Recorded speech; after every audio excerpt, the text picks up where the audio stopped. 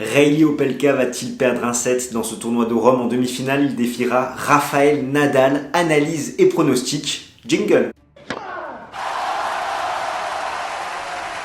Si tu veux avoir des analyses détaillées du circuit ATP et WTA, ainsi que des pronostics sur les principaux matchs de tennis, alors abonne-toi et clique sur la petite cloche.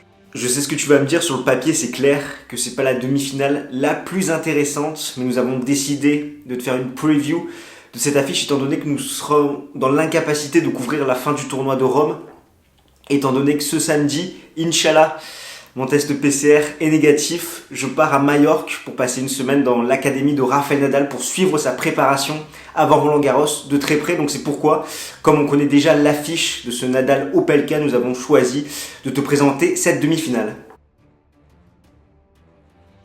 Revenons à nos moutons. Pour la 12e fois en 17 participations, revoilà Rafael Nadal en demi-finale à Rome. Alors même si son tennis peine à retrouver de sa superbe, le Mallorquin est bien au rendez-vous à ce stade de la compétition où il n'a jamais perdu, 11 victoires, 0 défaites. Pour arriver en demi, il est venu à bout de Sinner, Shapovalov et Zverev. Donc c'est vrai que d'habitude on critique les parcours plutôt aisés de l'Ibérique dans un tournoi, mais là clairement il a joué des joueurs en forme qui peuvent être très dangereux et à chaque fois il a passé l'obstacle en concédant un seul set, c'était contre Denis Shapovalov, où il a fait un premier match convaincant contre Yannick Sinner, même s'il peinait toujours au niveau du service. Ça a été beaucoup plus compliqué contre le Canadien qui à chaque fois fait la course en tête dans chaque set, mais finalement Nadal en sauvant 2 balles de match avec le mental a réussi à inverser un petit peu la tendance. Et contre Alexander Zverev, on avait pas mal d'interrogations concernant le physique des deux joueurs qui avaient eu très peu de temps de récupération et qui avaient chacun joué plus de 3 heures. La veille, c'est Nadal qui a pris le meilleur sur son adversaire et qui a pris sa revanche du tournoi de Madrid, un petit peu comme il l'avait fait en 2019 où il s'était incliné en 3-7 contre Stefanos Tsitsipas en demi-finale à Madrid. Derrière, il s'impose 6-3, 6-4 contre le grec à Rome. Rebelote avec Alexander Zverev où il a perdu en 2-7 à Madrid. Et là, sur le même score, il s'impose contre l'Allemand à Rome. Contre Zverev, malgré un premier set où il y a eu des hauts et des bas, l'Allemand a peiné à rentrer dans son match, notamment parce qu'il n'avait pas totalement récupéré de son combat de la veille. Il a été rapidement mené 4-0, un petit peu comme Nadal contre Shapovalov en 8e de finale. Et du coup, petit à petit, il s'est remis les idées en place. Nadal n'a pas forcément su faire la différence. Il a eu quelques sueurs froides à conclure. Il empoche le premier set, mais c'est le second set qui a été vraiment d'un très très haut niveau, sans doute le meilleur set de Nadal sur terre battue en 2021, où Alexander Zverev a totalement dominé la diagonale avec son revers, où il a fait reculer l'Ibérique vraiment pour derrière l'attaquer avec son long de ligne. Mais Nadal a su mettre en place des schémas tactiques qui n'ont pas fonctionné. À Madrid, il a vraiment su s'adapter et retourner un petit peu la situation. C'est passé par la diagonale, donc avec son revers sur le coup droit de l'Allemand, où il a trouvé beaucoup plus de longueur, beaucoup plus de profondeur, également pas mal de variations, de slice. Ça a perturbé Alexander Zverev. Et surtout sur sa seconde balle, Nadal, on le sait, il peine généralement sur sa seconde balle. Là, il a remporté 79% des points derrière sa seconde. Pourquoi ? Parce qu'il a volontairement baissé un petit peu la vitesse de son second service pour donner moins de rythme.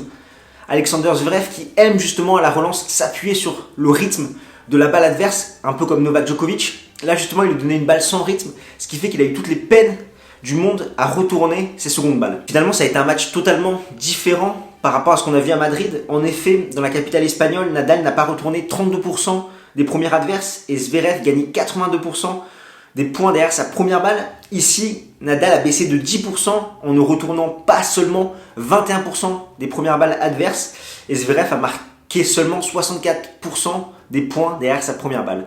Il faudra juste surveiller les conséquences de la chute de l'Ibérique où il s'est bloqué un petit peu la jambe, il est retombé sur sa hanche, donc j'espère que ça sera juste un vilain bleu et qu'il n'y aura pas des séquelles pour la suite. En tout cas, Nadal a dominé tactiquement aujourd'hui son adversaire. Il a su user des bons stratagèmes pour faire déjouer l'Allemand qui en plus était un petit peu émoussé physiquement. Même si on prend en compte un petit peu le facteur physique, ça a quand même été un très bon match des deux joueurs avec un super second set. En face de lui, il retrouvera le géant américain Reilly Opelka qui fait un petit peu le tournoi de sa vie à Rome. On ne l'attendait pas du tout à ce stade de la compétition. Tout comme Isner, il y a une semaine, l'Américain a vraiment sorti un tennis de rêve dans la capitale italienne et un petit peu de se dire que il n'y a plus aucun top 30 US, ça l'a motivé pour vraiment faire une bonne performance. Je rappelle qu'en 2021, c'était 2 victoires pour 7 défaites avant Rome. Il a doublé son ratio avec 4 victoires ici contre Gasquet, Musetti, Karatsev et Delbonis, à chaque fois en 2-7. Et il n'a pas concédé une seule fois son service. Le pire, c'est qu'avant Rome, sur terre battue, c'était 2 victoires pour 10 défaites. L'Américain, comme on s'en doute, s'appuie sur son énorme service. Il a un très bon service kické qui gicle très très haut, comme on l'a vu contre Delbonis. Également son coup droit, un schéma, voilà, service plus 1, très classique des US.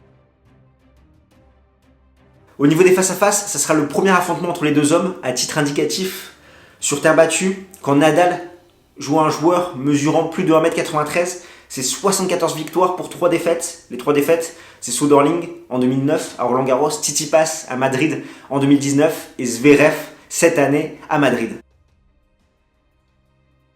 Comme d'habitude, je vais t'afficher les statistiques détaillées. Nadal a joué un match de moins que l'Américain, mais a passé 2 heures de plus sur les cours.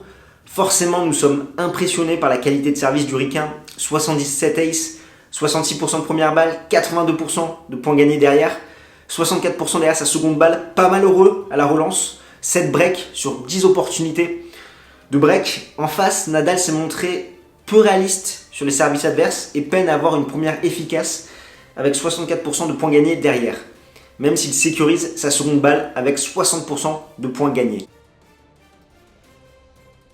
Au niveau des clés tactiques, la question que l'on peut se poser, c'est est-ce que Rafael Nadal va réussir à lire le service adverse, à lire les trajectoires du service d'Opelka qui, comme je le disais, a une très bonne première balle, un très bon service kické. Donc Nadal va devoir ajuster sa position sur le court pour faire déjouer son adversaire. Opelka, pas de surprise, il va s'appuyer sur son service et le deuxième coup de raquette avec son énorme coup droit pour faire le point très rapidement, ne pas s'engager dans les longs rallyes contre l'Ibérique qui lui va axer le jeu sur le revers adverse, le faire exploser un petit peu dans ce compartiment du jeu là, l'entraîner dans des filières longues. Nadal va devoir très bien lire le service adverse, mais ce qui peut poser problème, c'est le fait qu'il ne soit pas très clutch cette semaine. Il aura très peu d'opportunités sur le service de l'Américain et dès qu'il en aura, il devra les concrétiser, les saisir pour derrière pouvoir faire la course en tête dans le set. Bien sûr, il va devoir sécuriser ses engagements, faire le slice sur le revers d'Opelka, ça va faire très mal je pense, et c'est un schéma de jeu qui va très bien fonctionner. Mais voilà, ça va se jouer sur quelques petits détails. Si l'Américain est en feu au service, à Nadal de savoir saisir ses occasions et à Opelka également d'être agressif, notamment sur les secondes balles adverses, parce que c'est possible que l'Ibérique fasse 1 ou 2 mauvais jeux de service, et derrière Opelka va devoir le breaker pour justement après être plus serein sur ses engagements.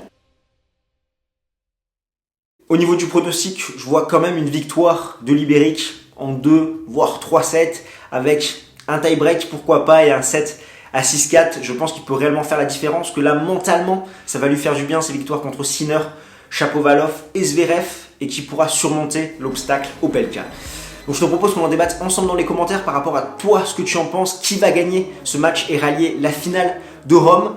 On se retrouve très vite en tout cas pour parler tennis. Moi ça va vloguer sec à Manacor. D'ici là, porte-toi bien. Ciao ciao tout le monde.